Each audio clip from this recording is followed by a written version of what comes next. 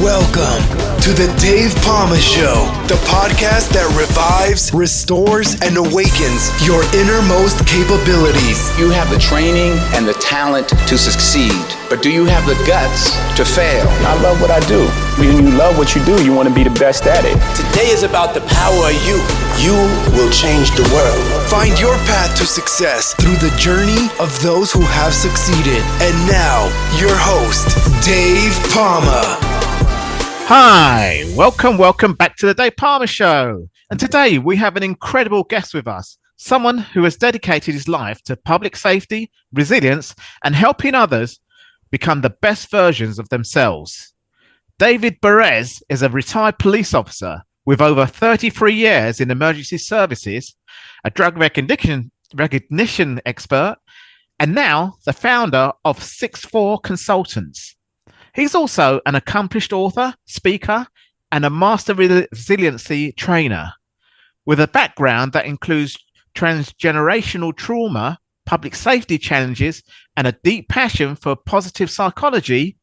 David is here to show how storytelling and resilience can transform lives. David, welcome to the Dave Pamah Show.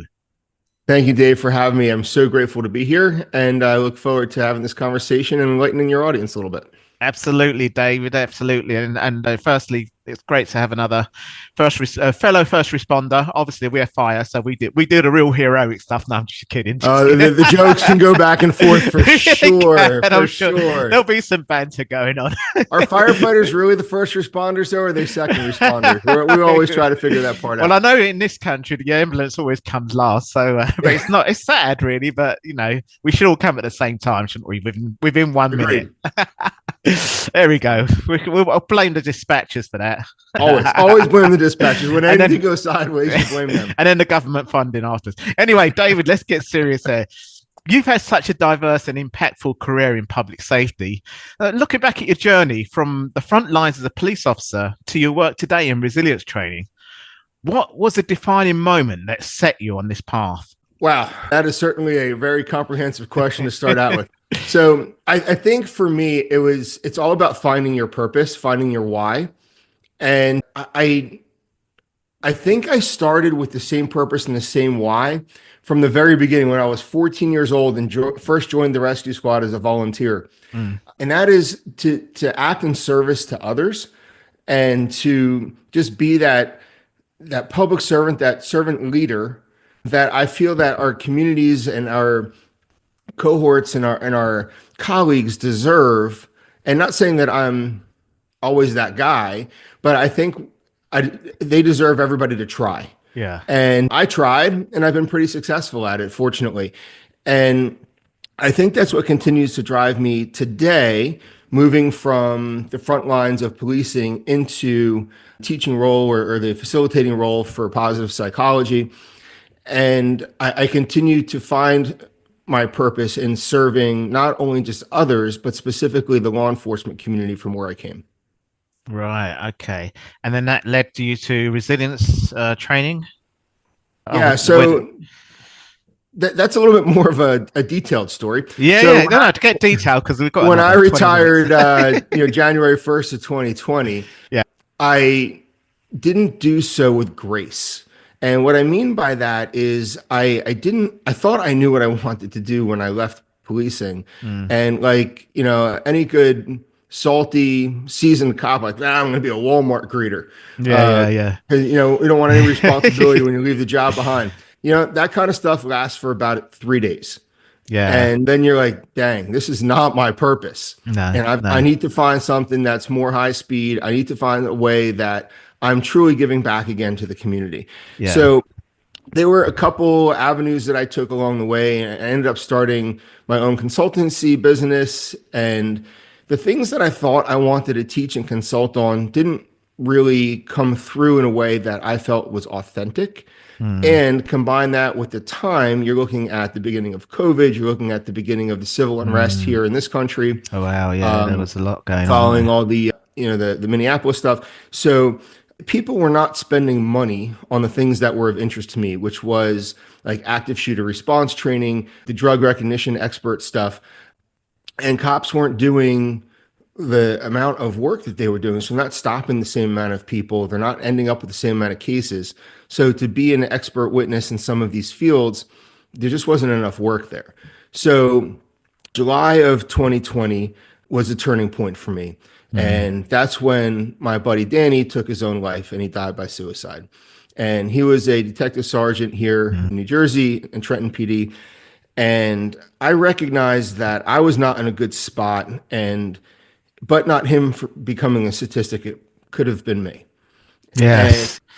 And recognizing where he was and how he ended up in that situation made me take stock of my own existence, my own life, my own purpose, and what I was doing and where I go from here.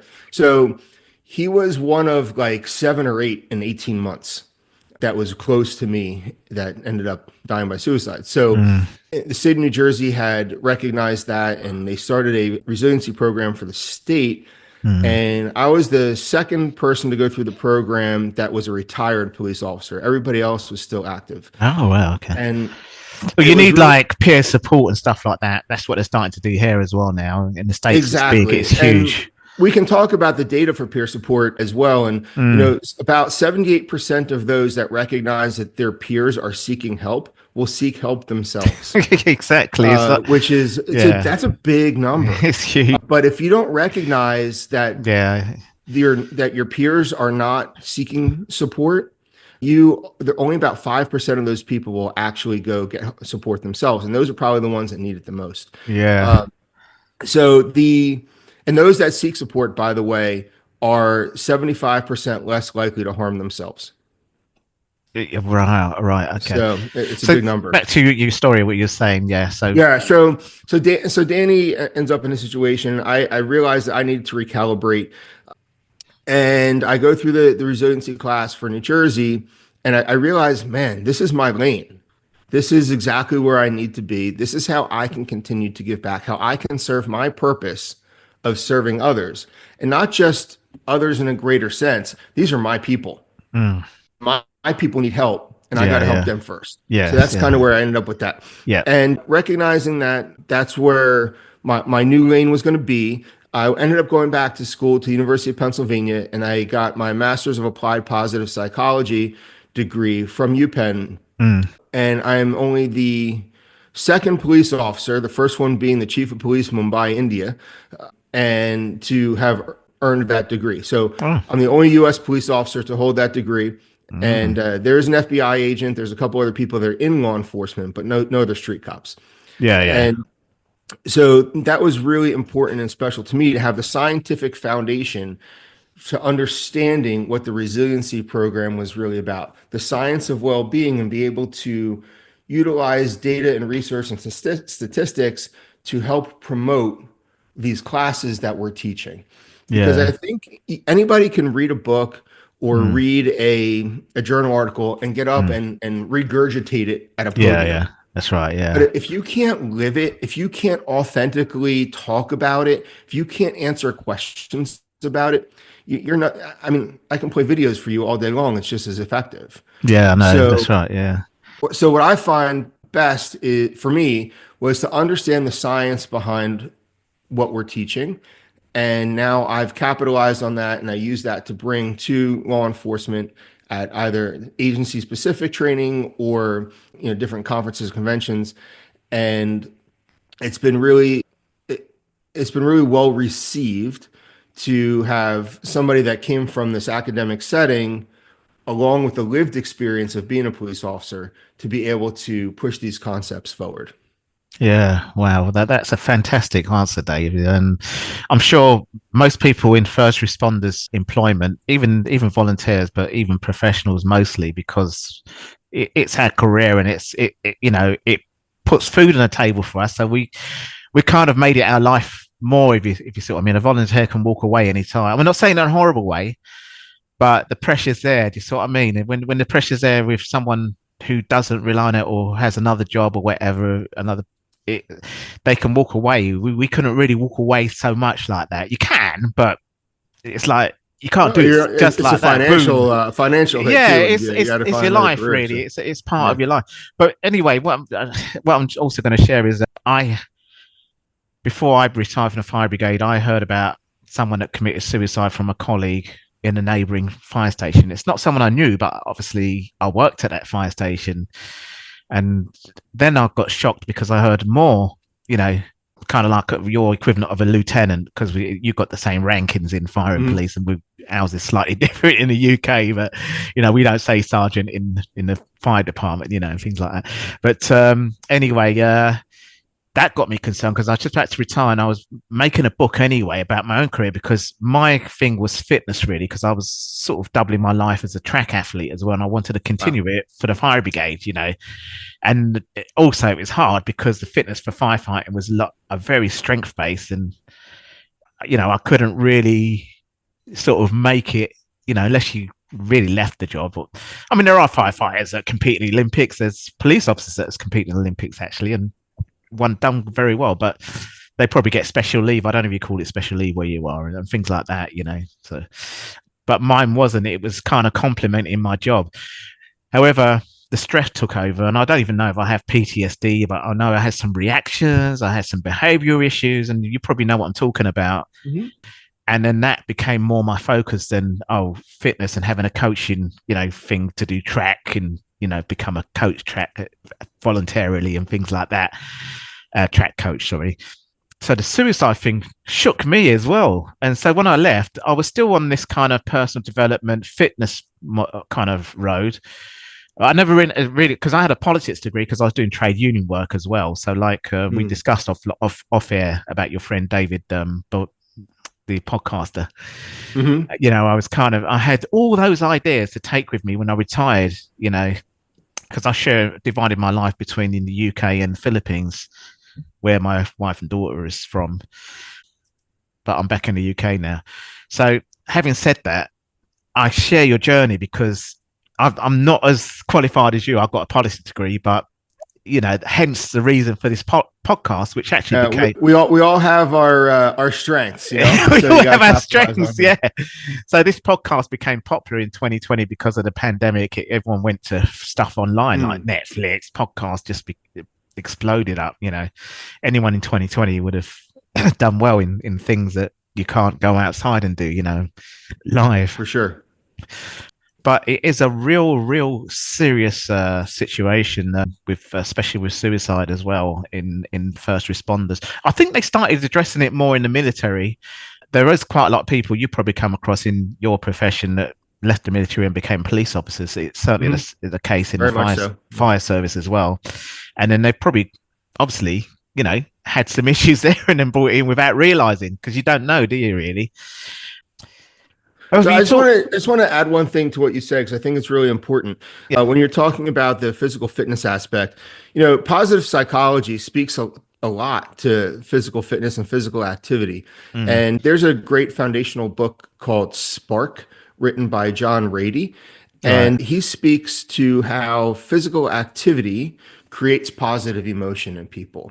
So the more, even if it's just walking, you can walk, they said 10,000 steps a day. Yeah. It will elevate your mood. It will increase your overall eudaimonic well-being. Yeah. And it will lead to greater positive outcomes for you just to be physically active.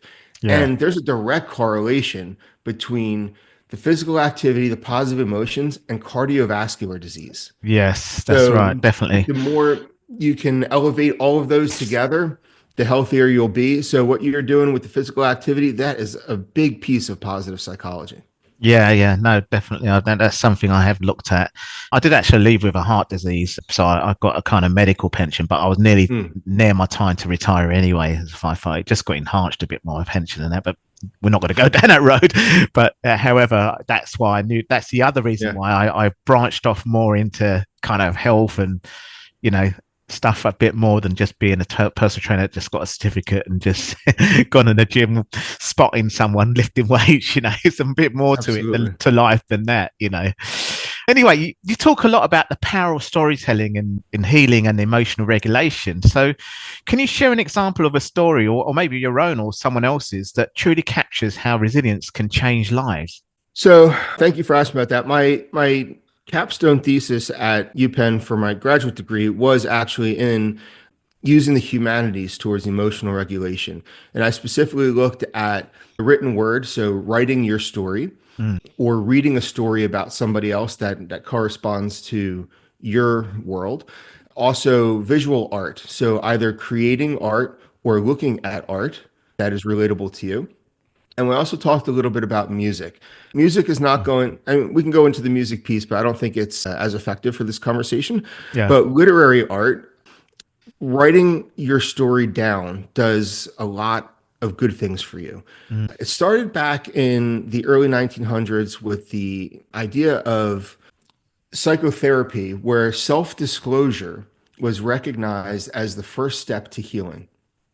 And if you can kind of formulate your story, your journey inside your head, and you can either verbally speak that to somebody, or if you can write it down on paper or type it in some cases, and it comes out of your head and you can organize those thoughts in a place where it can live forever, it will allow you to unscramble your brain, get rid of all of the stuff that's running around inside of there, bouncing off your skull, if you can want a visual for that. And it lives somewhere else where you can revisit it, where you can see it all the time. So, and that would be the expressive version of literary storytelling. So for me, and by the way, I wrote my book before I went to my graduate program. Okay. So I did not know about the science of storytelling and the power of storytelling before doing all that, but I realized what writing my book did for me. And it allowed me to organize my thoughts. It allowed me to organize my chronological history of where I came from, where I'm at now, and where I want to go. And it was like a weight just lifted off my body. Yeah. And the ability to express emotion through the written word instead of masking it with alcohol, instead of riding my bike 100 miles today because I wanted to get rid of something. It was a very cathartic way for me to express myself in a very emotional and deep and personal way, but it was a safe way as well. And honestly, I got more out of the writing than I did any of those other vices that I may have had. Yeah. And so when we talk about well-being, we're looking at two forms. Hedonic well-being, which is what satisfies you right now. And so that could be just scrolling through your phone. That could be going for a quick run. It's anything that hits that dopamine center of your brain, which, by the way, is the same part of your brain that addicts have when they take a drug. Right. So if you are getting high on an illicit substance or even a non-illicit substance, that is the same reward center of your brain as scrolling through your phone. Yeah. Yeah. So that doesn't do anything for you long term. It may feel good in the moment, but it only hurts you long term. So when you're looking at eudaimonic well-being, which is really happiness over time or well-being over time, these ways of expressing yourself and the ways of communicating, explanatory style, all of these different things will get you that long-term well-being, that long-term happiness that you're seeking versus that immediate gratification. So writing was that outlet for me. I'm not much of a visual artist. I can't paint or draw worth anything. No, I'm not that either. But I've done, there was a few firefighters I knew were officers we became in the end. So that was never my thing. But so I've done good with writing. Writing has really helped me process. And that started with self-disclosure over 100 years ago when we're talking about the onset of psychotherapy.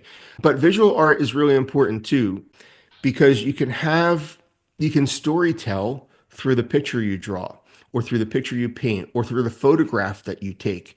Now those are, a photograph is a snapshot in time, but a picture that you're painting or drawing over the course of time can actually express different emotions within the same picture because you're going to feel differently each time you sit down at that canvas.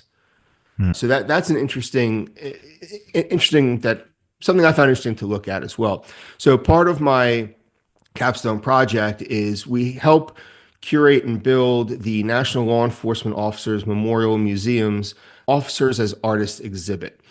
And what that did was we put out essentially an RFP, for lack of better words, for any police officer that was interested in creating visual art, whether it was a painting, a sculpture, a drawing, whatever, and submit it to the museum.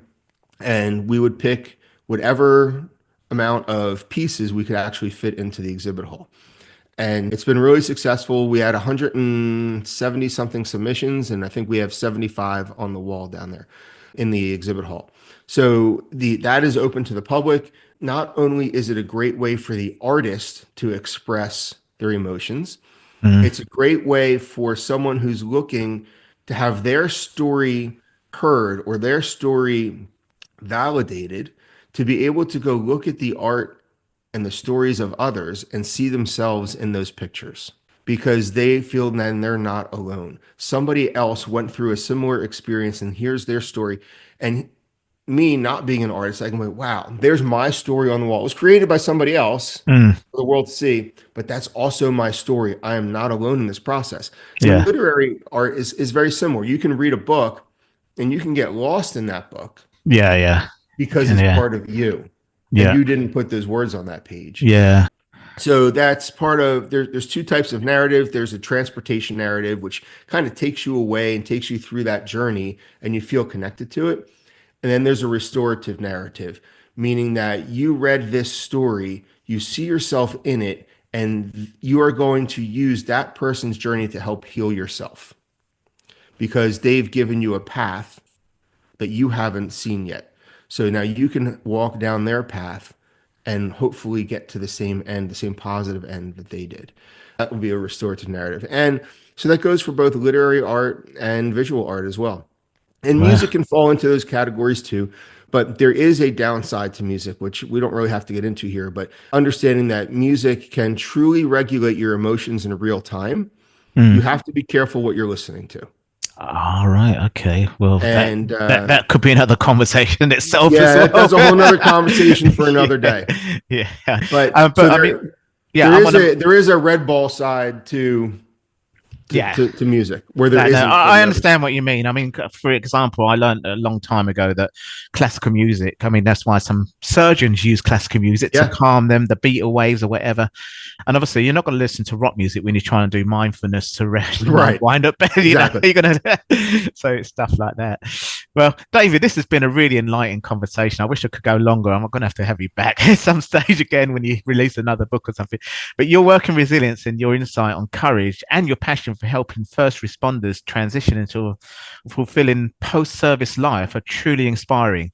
So before we wrap up, where can our listeners connect with you, find your books, and learn more about your work? So I do have a website. It's www.64consultants.com. So it's spelled out SIX, the number 4, consultants.com. You can also go to courageousoptimism.com, which is, there's a link to that on the first website as well. LinkedIn is also a place where you can find me. And my books can be bought both on my website. They can be bought on Amazon, Barnes & Noble. And so that's, my phone number is on all of it. My email is on all of it. Anybody needs any support, they should feel comfortable to reach out, and I can connect you to the right resources as well. So it's not just about me, it's about finding support for you. Yeah, absolutely.